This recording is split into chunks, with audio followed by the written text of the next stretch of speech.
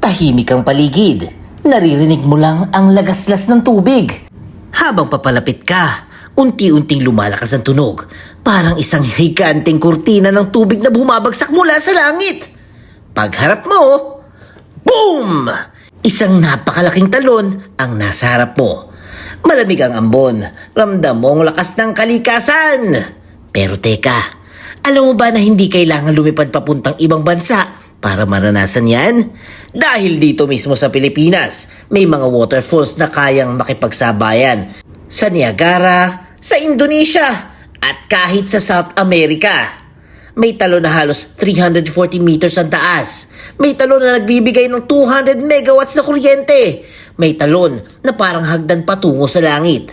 At may talon na literal na sumisibol mula batong pader. From Luzon, Visayas, Mindanao, dadalhin kita ngayon sa isang countdown na siguradong magpapalagay sa bucket list mo ng panibagong destinasyon. Kaya fam, eto na ang ating top 10 pinakamagandang waterfall sa Pilipinas.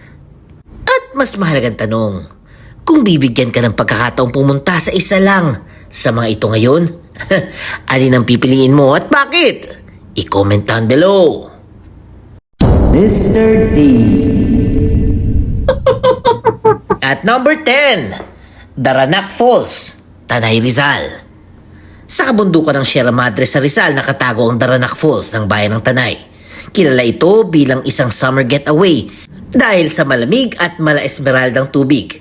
Ayon sa mga lokal, ang talon ay may taas na humigit kumulang 14 meters. May mababaw na paliguan sa ibaba kung saan pwedeng lumangoy at may picnic table sa paligid. Ang katabing Batlag Falls ay maaari ring puntahan matapos magbayad ng karagdagang entrance fee. Ang Tanay ay isang bayan sa lalawigan ng Rizal na may 200 square kilometers na lawak. Binubuo ito ng 20 barangays at matatagpuan sa pook na bulumbunduki ng Sierra Madre, kaya't hitik sa kagubatan at mga ilog. Bukod sa Daranac, sikat din sa Tanay ang mga aktibidad tulad ng spelunking sa Kalinawan Cave, pagbisita sa Regina Rica Shrine, at pagtikim ng suman sa ibos sa palengke. At number 9, Cambugahay Falls, Lazi, Siquijor. Ang isla ng Siquijor ay hindi lamang kinikilalang isla ng mga mangkukulam at espiritista. Nagtatago rin dito ang malaparaisong talon tulad ng Cambugahay Falls. Ayon sa opisyal na turismo ng lalawigan, ito ang pinakabinibisitang destinasyon sa isla at ito'y binubuo ng 3 antas ng tubig na malinaw at akmang paliguan. May rope swing ang bawat antas na parang sariling Tarzan jump. Bagamat hindi ito kasing taas ng ibang talon, ang bawat tier ay may taas na 3 to 6 meters. Bumabawi ito sa malaturkesa nitong pools at luntiang paligid dahil sa mababaw na bahagi ng pools paborito ito ng mga pamilya. Ang Cambugahay ay matatagpuan sa Lazi, isang 4th class municipality sa probinsya ng Siquijor.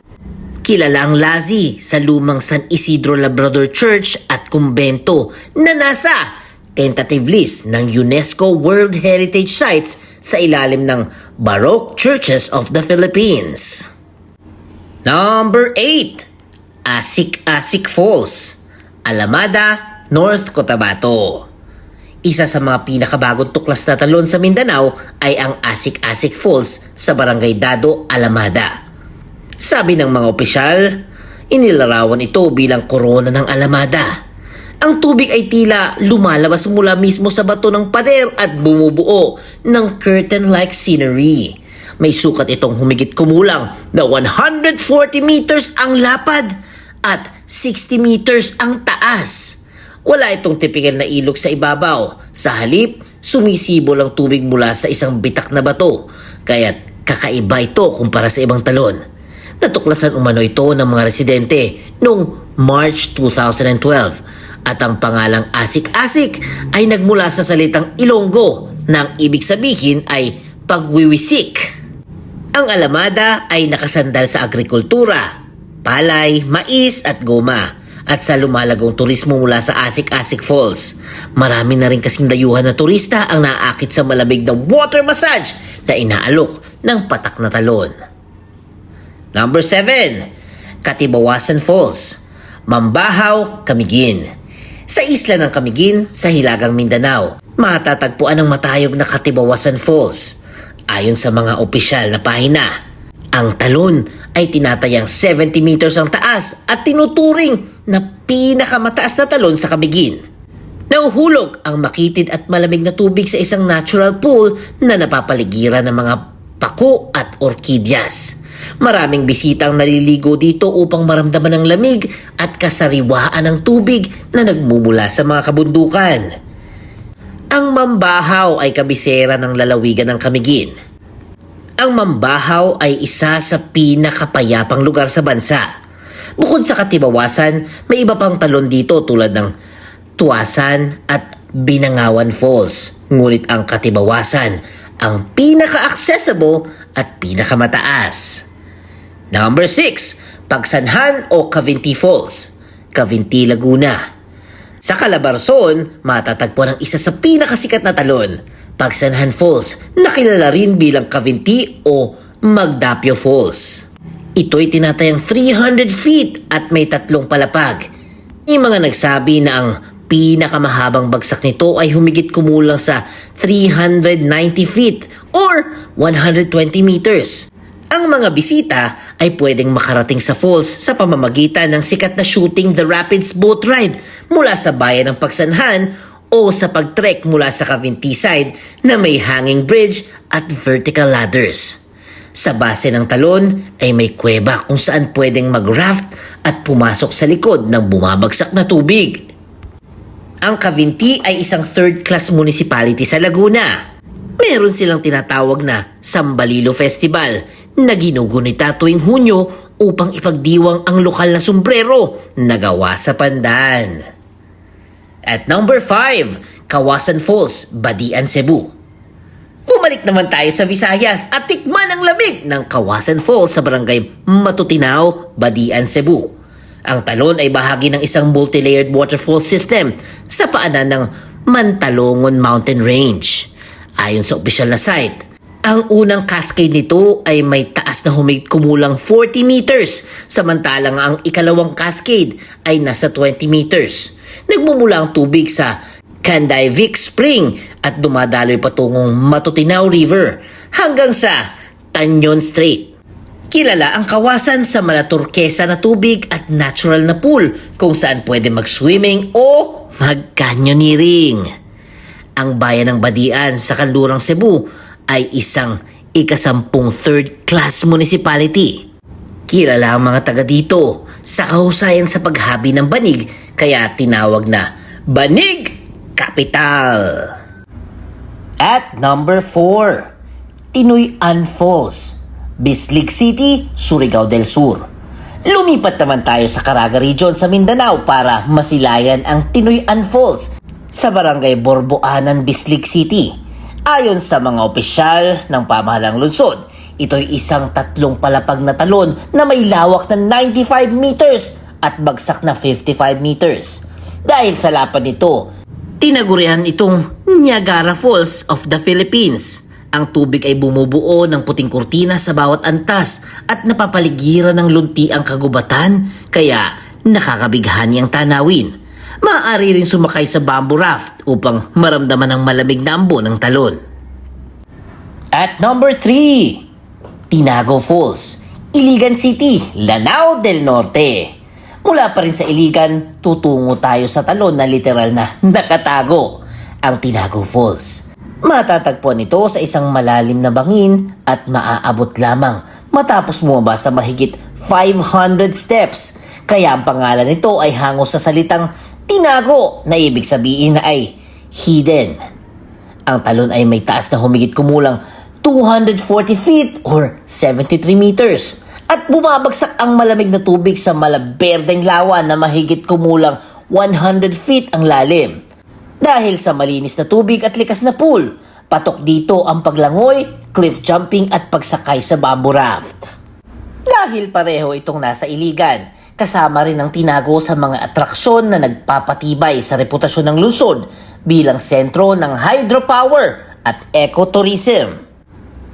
At number 2, Maria Cristina Falls, Iligan City, Lanao del Norte. Ang lungsod ng Iligan, kilala bilang City of Majestic Waterfalls, matatagpuan ng isa sa pinakamakapangyarihang talon sa bansa, ang Maria Cristina Falls. Ayon sa isang artikulo, meron itong taas na humigit kumulang 98 meters at nagsisilbing pangunahing pinagmumula ng kuryente ng Agus 6 hydroelectric plant. Ito'y gumagawa ng 200 megawatt mula pa noong 1953. Kaya't bukod sa pagiging tanawin, mahalaga rin ito sa supply ng kuryente sa Mindanao. Binubuo ng dalawang Agos ang falls kaya tinatawag din itong Twin Falls at dinarayo ng mga turista para sa white water rafting at pag-explore ng kuwebas sa paligid. Ang Iligan ay isang industrial na lungsod sa timog silangang baybayin ng Iligan Bay. And at number 1, Aliwagwag Falls, Katil, Davao Oriental. Tungo muli sa Mindanao para sa pinakamataas na talon sa bansa, ang Aliwagwag Falls sa bayan ng Katil. Ayon sa mga eksperto, ito ay isang multi-tiered waterfall na may 84 na baitang. Ang bawat baitang ay may taas mula 6 hanggang 110 na talampakan or feet or 1.8 to 33.5 meters. At ang kabuuang taas nito ay umaabot sa 1,110 feet or 340 meters. Dahil sa hagdan-hagdang anyo, mistulang dambuhalang hagdan patungo sa langit at pinapalibutan ng malaparaisong gubat. Meron ding eco park at hanging bridge sa paligid nito. Ang Katil ay isang municipality sa Davao Oriental at kilala bilang isa sa pinakamatandang bayan sa Mindanao.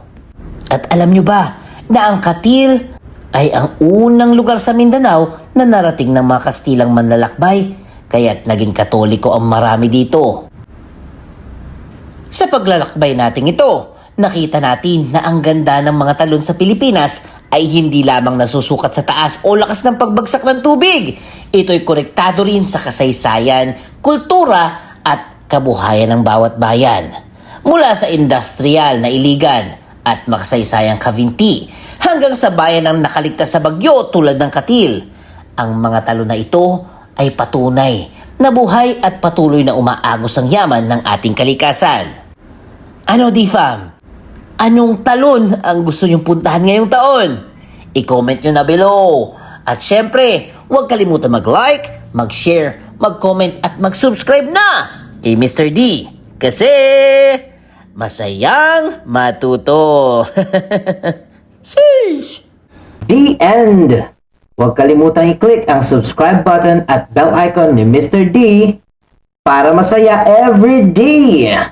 See you, D-Fam!